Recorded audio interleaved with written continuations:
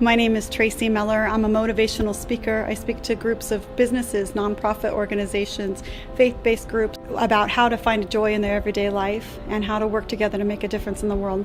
We're at the Bakersfield Junior League office, and they wanted me to talk about human trafficking, but also women's empowerment issues and how to motivate women to love themselves. It is a $32 billion business in the United States, trafficking.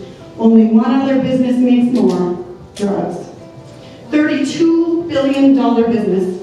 Runaway girls in the United States, 1/3 of them within 48 hours get hooked up with a pimp.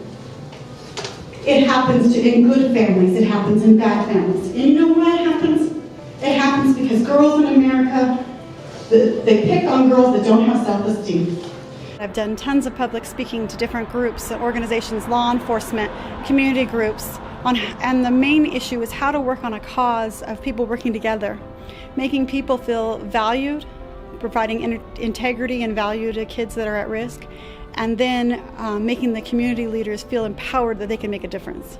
Gangs are a risk or a problem for every part of our society. They prey on kids that don't believe in themselves. They prey on kids that don't think they have choices. Oh my gosh, so she started off and it was just like, she captivated you right from the beginning. I was just like, oh my gosh.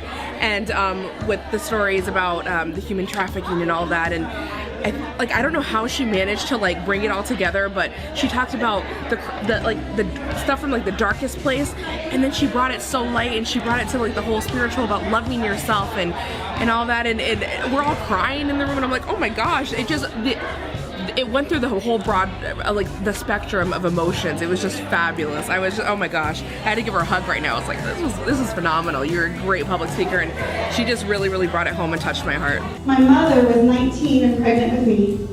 The night of my grandfather's funeral, my grandmother was 49 years old. She graduated from UCLA, had never written a check in her life, had never had a job.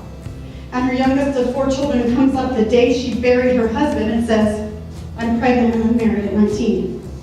My grandmother helped raise me, and she and my mother were 100% sure they were going to stop the cycle. So education, she kept telling me about education, but they did something that wasn't so funny.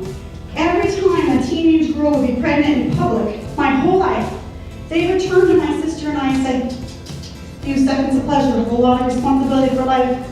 It wasn't until my sister and I were 40 years old when they set us up for a few seconds of pleasure.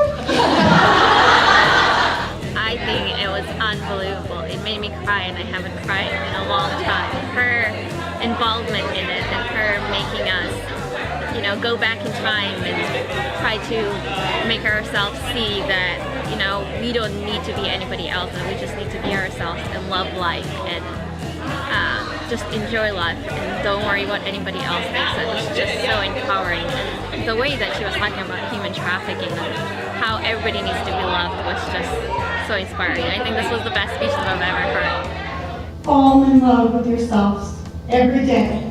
Think of that little girl. And when you think of a little girl that you're inside of you, then give that love to another little girl out there. You are part of an amazing organization. A group of women getting together can change the world. In fact, I believe it's the only thing that ever really has. Love yourself first, and then reach out and don't let society tell you those girls are gross. Love them back. Thank you very much. I love speaking to groups of people.